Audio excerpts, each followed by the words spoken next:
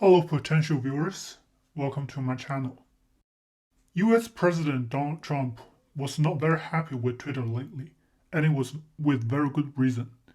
The president tweeted his opinion and prediction that the mail-in ballot voting process put in place by Californian Governor Gavin Newsom will lead to a massive scale of voter fraud. And some Twitter mod, for some reason, thought it would be a good idea to put a fact-check tag under this tweet, provided by none other than free airport time-killing channel and epitome of journalist integrity, CNN. And an executive order was issued to narrow down platform protection of social media, and one could easily see that it aimed at taking shot at Twitter and other big tech social media sites like Facebook and YouTube, and challenging their status as online platforms of individual user content rather than news publishers. This point has been talked to death by so many content creators and commentators already, so even though I will try, I don't think I can offer a lot more new. If any one of you watching this is not familiar with this topic, I suggest you check out some of Dave Rubin's interviews on this. Styx Hexenhammer theorizing on the internet social media platforms as the new age public square and the need for internet bill of rights. And of course, the wonderful YouTuber Viva Fry also made several videos discussing this particular topic in legal sense, a few of which I believe he made with Robert Barnes, who is arguably one of the most influential lawyers in the US right now. These discussions are extremely helpful and enlightening, where it shines a quite critical and cautious light on the power of the new age internet platforms, as it is slowly becoming the main media with which people of the current day engage in discourse, and not just political ones, but also cultural ones. It is in many ways the de facto public square of the 21st century, where information and ideas are exchanged and public policies are announced and even partially made, even though these squares, i.e. platforms' technical infrastructures, may belong to some entities as private properties. But there are differences, and many important ones. In the context of President Trump's tweet about mail-in ballots, the quote-unquote fact-checkers and dissidents and celebrity haters are just what comes with being a public figure on a public platform. It is all nice and good, regardless of whether you agree more with one side or with another. No one is omniscient, therefore everyone has an opinion. But deliberately tagging an openly expressed opinion with a dissenting opinion, or so-called fact-check, is a clear way of showing bias. For anyone who is internet savvy enough, they could easily tell that the business of fact-checking is just a new branch of journalism, a relatively new one, possibly due to the fact that the journalism and reporting market has become more and more saturated and polarized by politics, and therefore it has become a combat arm of different news and journalist enterprises and organizations. Therefore, it should be regarded as a wing of the much discredited modern corporate journalism, and nothing more and perhaps nothing less. Thus, holding fact-checkers as some sort of high authoritative voice and forcibly tag the president's tweet or anyone's tweet that expresses a dissenting opinion to these fact-checkers is like forcibly placing a heckler with a loudspeaker in the public speaker's audience. It serves no other purpose but to publicly side in with one side of the political aisle. But I guess people with sufficiently developed critical thinking skills can already tell. Just in case this was not clear, I am not at all against platforms having some sort of feature where users can more easily have exposure to information and opinion from different perspectives. For instance, a feature like topical tags where you can get into to view different takes from different news sources. But this is quite obviously not possible in the current political climate. You just simply cannot rely on big tech companies whose headquarters are all located in deep blue states and whose employees mostly residing in those areas, to be fair-minded enough to present any opinion or takes that are contrary to the ongoing far-left monolith in an honest and unbiased manner. To be fair, in our current age of post-truth, it is unreasonable to assume that employees of these big tech companies are all malicious or even far-left activists. It is safe enough to assume that, however, with a loud enough community of these far-left activists and fervently ideological-driven individuals and the complacency and or silence of the rest, the left-wing political bias is as much ingrained in these companies' internal culture as these companies' influences in aspects of our daily lives dependent on the internet. And therein lies the inherent problem with the approaches a lot of these big tech and social media companies are taking. It is not that they are doing it wrong by silencing conservatives or even centrist ideas, or just simply using an unfair approach to apply content policing and promotion policies.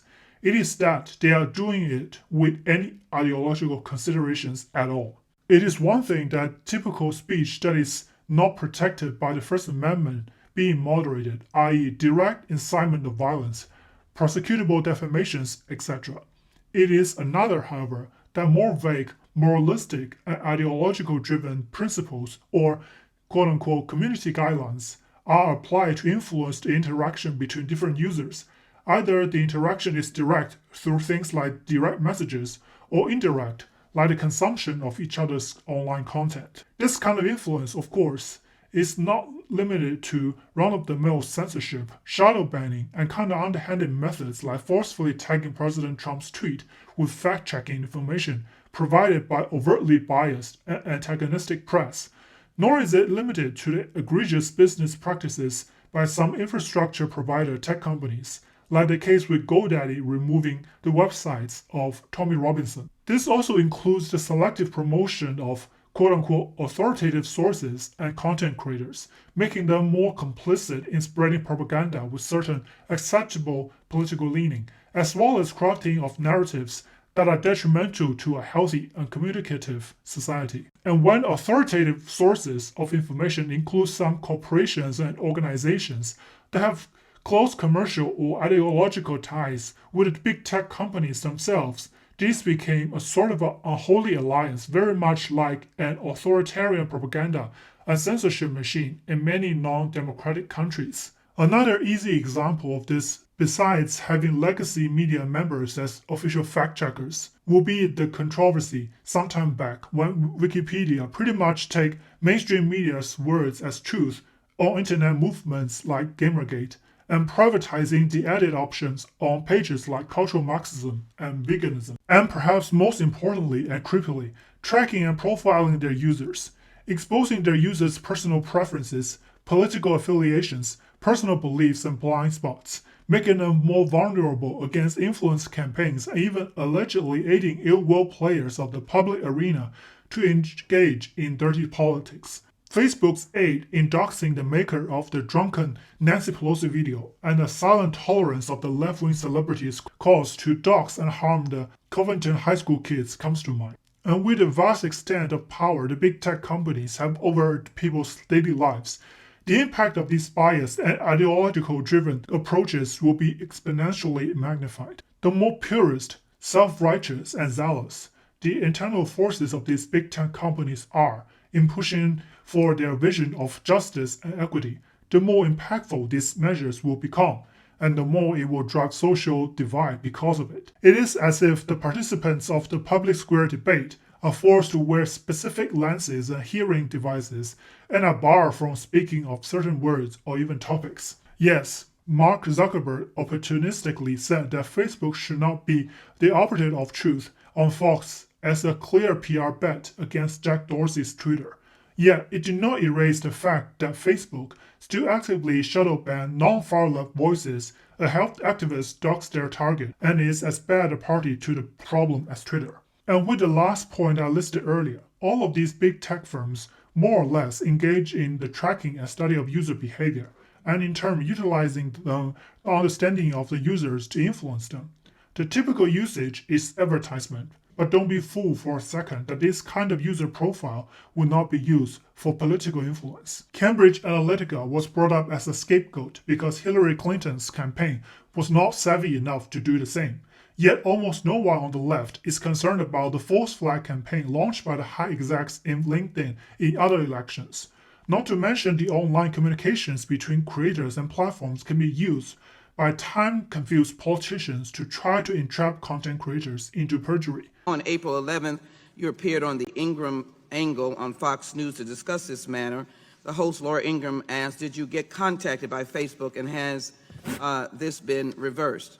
Had you been contacted by Facebook? We was contacted via Twitter on April the 12th. You on that show say that you were not contacted? We were not contacted. We was contacted on the 12th. We was contacted on the 12th via Twitter. All right. So are you saying that you did not lie on that show, or you did lie? We did not lie on that show. The struggle and fight over the means to influence the masses, to promote ideologically friendly voices, and to suppress antagonistic ones has always been a central part of political and ideological fight. I am under no illusion that big tech or any corporations at scale with media influence will ever attempt to be neutral. But as it pertains, the big tech companies harnessed much greater influence than other corporations and even entire industries and countries ever gathered. In this age, we are all aware that information is power, and technology itself is also power. This makes big tech companies, whose business models all engage in gathering and analyzing of user information, more powerful than most of the entities on Earth. These two make a scary and personal power combination. Simply locking off is probably not the option. That will be all for my video today. Hope you like it. I hope you see you next time.